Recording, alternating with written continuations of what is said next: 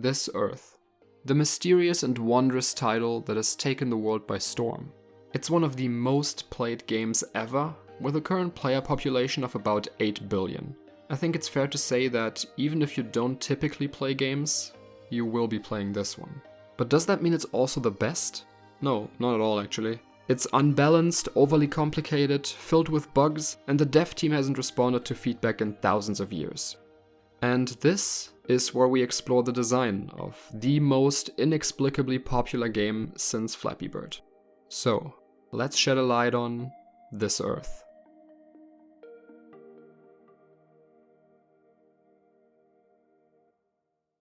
Alright, so it hasn't been long since the winter DLC dropped, and with the new spring update on the horizon, I think it's time we take a look at what winter changed and how it really affected the experience of all players. Love it or hate it, it's brought us a bunch of new content, so let's get into it. The most in your face of the bunch would have to be this. Snow.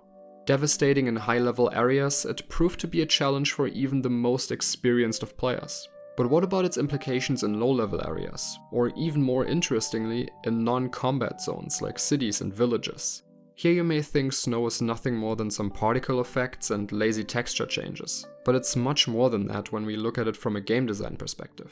Snow and snowfall not only help with creating atmosphere, but they also add some much needed challenge to the game. And that is because snow took the ground we were so comfortable standing on and replaced it with a sneaky sheet of slippery ice. Wasted alliteration potential aside, snow simply changes the rules on us. Moving around, which used to be second nature to us, has through the simple act of adding snow been hindered. Now you'll have to ask yourself, has the snow been cleared and where to? How does this affect my pathing? If I have to cross paths with an icy, irresponsible ingot of snow, what are its attributes? How much snow is there? Do I have to trudge through knee-deep snowbanks, and will my stamina hold out for the trip? Am I wearing appropriate armor? Maybe the Halloween event's skimpy witch outfit wasn't the right choice after all. And if there isn't much snow, is it fresh powder snow, or do I have to be wary of a devious layer of slippery ice from below? If so, what is the correct movement option for the challenge? Holding shift to sneak? Sprinting so fast the ice can't react in time? The newborn deer?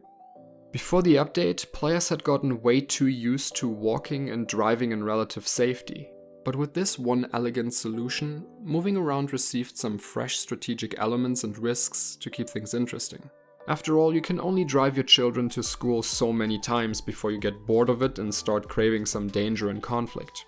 Will they survive the car ride? Will they slip and fall on their way to the school building and be laughed at by their guildmates? It's as if the developers were inspired by the constant struggle of falling over and general child endangerment in Death Stranding. Regardless of where the team's inspirations came from, the changes fit the game world perfectly and enhanced the experience dramatically. But in terms of what snow meant for the game, what we've talked about so far is just the tip of the iceberg. The flexible mechanic also introduces a number of new multiplayer events. Building snowmen together, sleigh riding with friends, or snowball fights between guilds all sound great. On paper. Unfortunately, players were not able to properly playtest and enjoy these features since last year's big multiplayer bug still hasn't been fixed yet, forcing a lot of players into solo snowman raids to work through the loneliness. Certainly some additions such as skiing, snowboarding, or drinking hot chocolate in front of the fireplace don't require a social aspect to function, but sharing those experiences with friends would surely make them that much more memorable. I hear the devs are hard at work fixing those issues, so here's to hoping that multiplayer content will return as soon as possible. On a slightly more positive note, I really have to give props to the art team. The new skins look great, and in this day and age it's nice to see a focus on practicality, instead of on boobature and curves. A star player in giving the new armors and accessories purpose is a mechanic Breath of the Wild players may be familiar with. The cold. Based on worn clothing, time of day and heat sources, the player's avatar might begin to visibly shake, and upon further exposure to the cold might even suffer long-term health consequences. All of this aids in making the world feel more real and believable. If only the system wasn't structured so much around the pay-to-win model.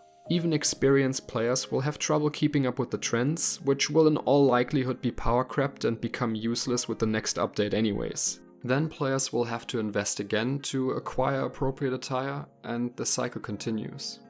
Another thing I briefly touched on earlier is the atmosphere.